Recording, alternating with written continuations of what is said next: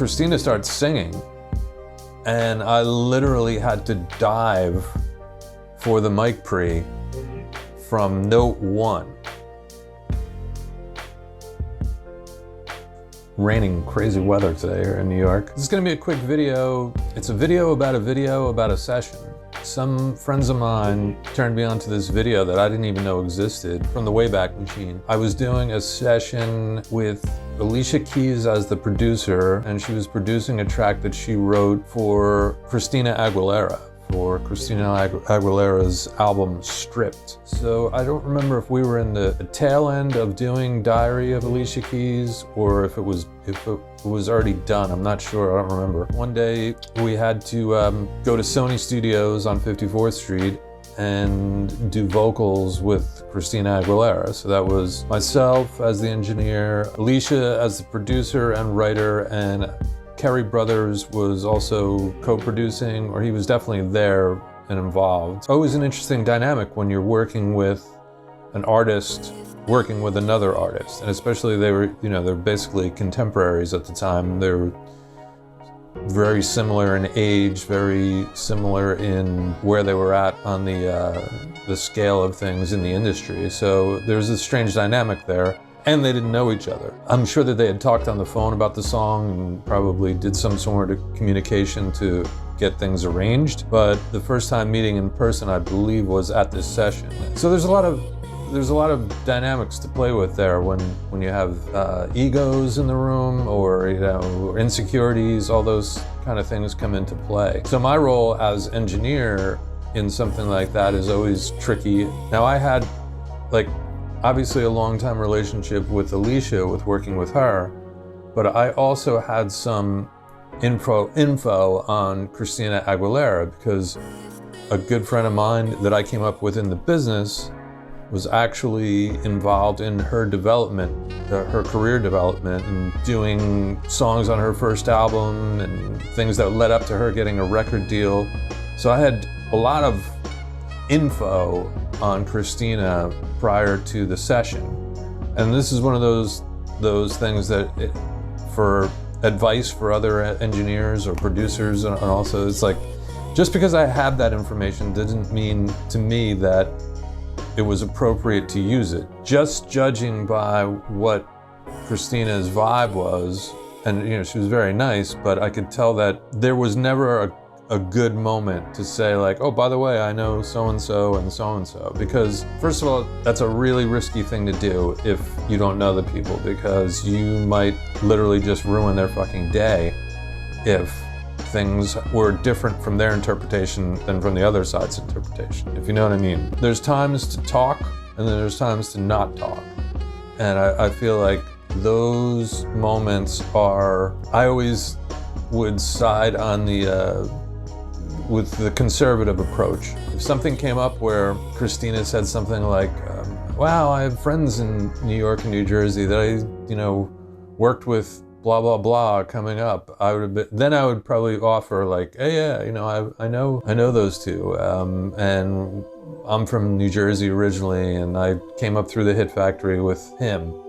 But anyway, that never came up. The other things that came up from the session that were just stuff I'll never forget is that I know that I used a Neumann U67 and a vintage Neve mic pre, 1073, and I used my go-to compressor. At the time, I was really into the DBX 160, the original one. So I had that set up because I just go with meat and potatoes when it's someone I don't know. And one of the crazy things that happened was I get Christina all set up in the booth, get the microphone adjusted. She's kind of on the tiny side, lower the microphone, get everything cool, get her comfortable. Sort of like I talked about in my 1 through 25 vocal recording tips, and 26 through 50 is coming. Get her comfortable, get in the room. I already had a mix up, of course, before she got there, so that there was a great cue mix for her to sing to. So it's like singing to a record. It's not singing to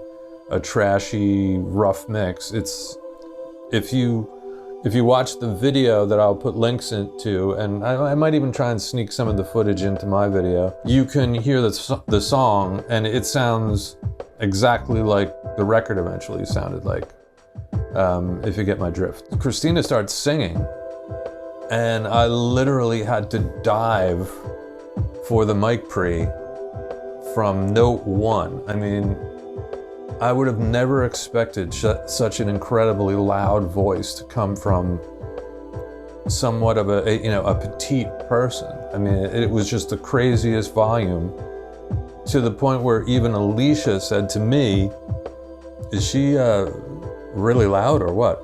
And that's another one of those areas there, because like I didn't want to say to Alicia like, yeah, oh my God, she's like the most powerful singer I've ever had a microphone in front of, because that could kind of blow it for Alicia, a little bit with regards to, wow, I mean, you could already tell that there was like a, wow, okay, and she's got a lot of power and a lot of range. Then on the other side, Christina had a lot of, she was nervous. I mean, she's singing in front of some people she doesn't know, an artist she doesn't really know, an artist who was really, really successful at the time. Christina was going through her whole ex-Tina thing during that time frame. Needless to say, there was a lot of things bouncing around.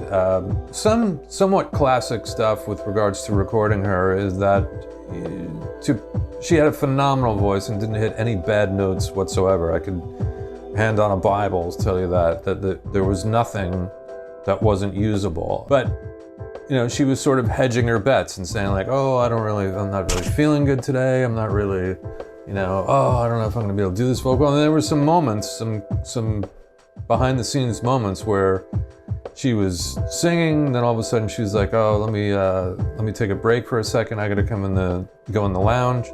And the next thing you know, she's in the limo, and we don't even know if she's coming back in to record. And then her assistant goes out there and talks her into coming back in, and then she comes back in and records. Anyway, all in all, we got several takes and did comps. And you can see in the video, if you go back and watch it, I was like, first of all, I must have been so focused that I didn't notice that there were two people walking around with cameras in the room, because when I saw the footage, I was like, I don't remember a camera crew being there. A pretty good indication that I was locked in and had to be, because for one, Alicia is very aware of everything that gets recorded, and the comp directions and ideas that she had were things that you need to be paying attention to very clearly. And then Christina literally would listen down to each take, maybe I'm going to say 4 takes maybe at the most, and had a notepad of this roadmap of how she wanted what lines she wanted from what take and everything. And there was very minimal amount of minimal amount of comping, but the intricacy was there, and she mentions it in the video also. So this is just one of those kind of videos where I talk about a little bit of the Wayback Machine kind of thing, and maybe you can get something out of it for how you work with vocals, maybe how you're going to go about working with people who are famous, not famous, insecure, going through getting to know each other kind of things. And even when the session was done, I mean, I never saw Christina. I don't think I ever saw her again, and I know that Alicia probably saw her somewhere down the road, but it was just like just a real quick moment, maybe a 5 or 6 hour event, and we moved on from there.